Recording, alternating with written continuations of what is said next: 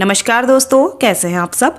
आज हम बात करने वाले हैं सर्दियों की बहुत ही ज़्यादा खूबसूरत से एक फ्लावरिंग प्लांट के बारे में, जिसका नाम है कलांचू।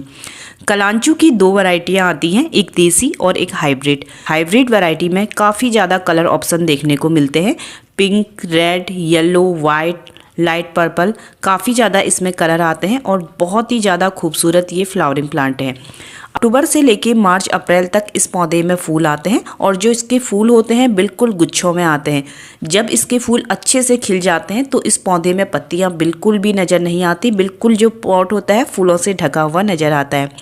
तो देखिए दोस्तों, मेरे पास इसका ये पिंक कलर है और बहुत अच्छे से ये पौधा अभी इस टाइम पे ग्रोथ कर रहा है। जो ये वैरायटी है ये हाइब्रिड वैरायटी है। इसमें भी एक डबल पेटल और एक सिंगल पेटल के आते हैं। ये डबल पेटल वाला फ्लावर है। अभी ये पूरी तरीके से खिला हुआ नहीं है, अभी ये और खिलेगा।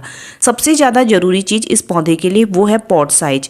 इस पौधे को बहुत ज़्यादा बड़े पॉट की ज़रूरत नहीं होती है।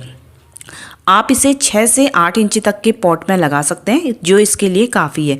अगर आप इस प्लांट को 10 इंच के 12 इंच के पॉट पे लगाते हैं तो हो सकता है आपका प्लांट ख़राब हो जाए, क्योंकि दोस्तों जो कलांचू प्लांट है ये एक सक्यूलेंट फैमिली से बिलोंग करता है। ये सक्यूलेंट प्लांट है और जितने भी सक्यूलेंट प्लांट होते हैं इन्हें बहुत ज़्यादा बड़े पॉट की ज़रूरत नहीं होती है, क्योंकि जो इनका पौधा होता है ये ऊपर से ज़्यादा ग्रोथ नहीं करता। साथ ही जो इसकी रूट्स होती हैं वो भी बहुत ज़्यादा नीचे तक नहीं जाती हैं। इसलिए आप इस पौधे को 6 से 8 इंच तक के पॉट में लगाइए, पौधा बहुत अच्छे से ग्रोथ करेगा।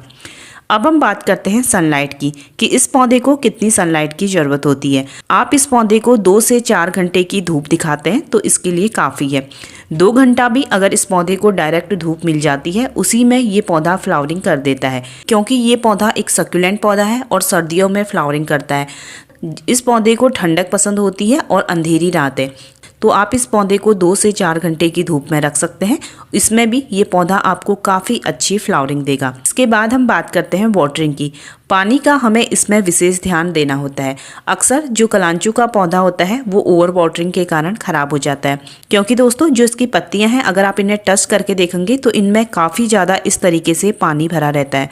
अगर आप इसमें बहुत ज़्यादा पानी डालते हैं तो जो इसका पौधा होता है गलने लगता है और पत्तियाँ धीरे धीरे पीली होकर ख़राब हो जाती हैं। इसलिए हमेशा मिट्टी को चेक करके पानी दीजिए। जब आपको लगता है कि पॉट की मिट्टी अच्छे से सूख गई है, मिट्टी बिल्कुल ड्राई हो जानी चाहिए, तभी आपको पानी देना है, नहीं तो पौधे में फंगस पकड़ जाएगा। अक्सर इस पौधे में ओवर वाटरिंग के कारण फंगस लग जाता है और जो इस पौधे को खराब कर देता है। इस पौधे की जो सबसे ज़्यादा बड़ी प्रॉब्लम यही है कि इस पौधे में फंगस लग जाता है, तो इसलिए हमें बहुत ज़्यादा इस पौधे को पानी नहीं देना है। तो इस तरीके से हमें पानी का ध्यान देना बहुत ज़्यादा ज़रूरी है। इसके साथ ही जब भी इसके फूल सूख जाते हैं तो उन फूलों को हटाना भी काफ़ी ज़्यादा ज़रूरी है। जब हम सूखे हुए फूलों को हटाते हैं तभी पौधा नए नए फूल बनाता है और अच्छे से फ्लावरिंग करता है। जैसे इस स्टेम में सारे फूल एक साथ नहीं सूखे हैं, कुछ फूल सूख रहे हैं और कुछ ऐसे ही हैं।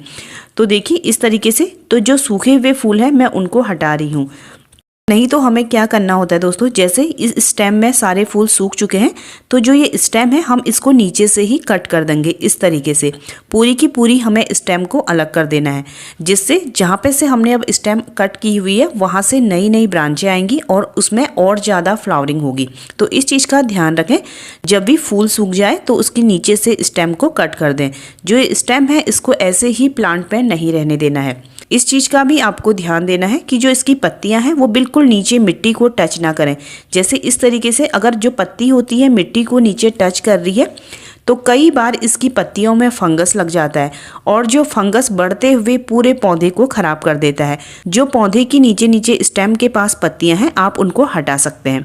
इसके साथ ही एक चीज़ का और ध्यान दें, कलांचू के पौधे पे आप कभी भी पानी का स्प्रे ना करें।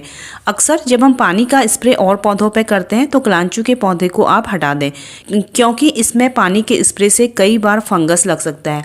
कभी कभी तो फंगस इतना ज़्यादा बढ़ जाता है कि पूरे पौधे को ख़राब कर देता है। अगर आपको आपके कलांचू के पौधे में कभी कुछ पत्तियों में काले धब्बे से नज़र आए, आपको लग रहा है कि पौधे में फंगस लग रहा है, तो आप इसकी मिट्टी में आधा चम्मच कोई भी फंगिसाइड डाल सकते हैं, जो पौधे के लिए अच्छा रहेगा। नहीं तो पौधा धीरे धीरे करके ख़राब हो जाता है। इसके साथ ही अब बात करते हैं फर्टिलाइज़र की। देखिए दोस्तों, ये एक सक्यूलेंट फैमिली का पौधा है, तो जितने भी सक्यूलेंट प्लांट होते हैं इन्हें बहुत ज़्यादा फर्टिलाइज़र की ज़रूरत नहीं होती है। तो आपको इस पौधे को बहुत ज़्यादा फर्टिलाइज़र नहीं देना है। जब आप इस पौधे को घर पर लगाते हैं तो उस मिट्टी में आप 30% के करीब गोबर की खाद या फिर वर्मी कंपोस्ट डाल सकते हैं, वो इस पौधे के लिए काफ़ी है। फिर इसके बाद आप इसे 15 से 20 दिन में कोई लिक्विड फर्टिलाइजर देना चाह रहे हैं, आप गोबर का लिक्विड फर्टिलाइजर दे सकते हैं या फिर वर्मी कंपोस्ट का लिक्विड फर्टिलाइजर दे सकते हैं, ये इसके लिए काफ़ी है। इस पौधे को बहुत ज़्यादा फर्टिलाइजर की ज़रूरत नहीं होती। जैसे हम और सर्दियों के फूलों वाले पौधों में बार बार फर्टिलाइजर डालते हैं अच्छी फ्लावरिंग के लिए, लेकिन कलांचू में ऐसा बिल्कुल भी नहीं है। इस पौधे में बहुत ज़्यादा फर्टिलाइजर की ज़रूरत होती ही नहीं है।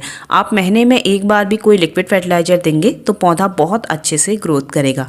तो इन छोटी छोटी चीज़ों का आपको ध्यान रखना है, जिससे आपके पौधे की ग्रोथ भी अच्छी होगी, साथ ही इस पौधे में अच्छी फ्लावरिंग भी होगी।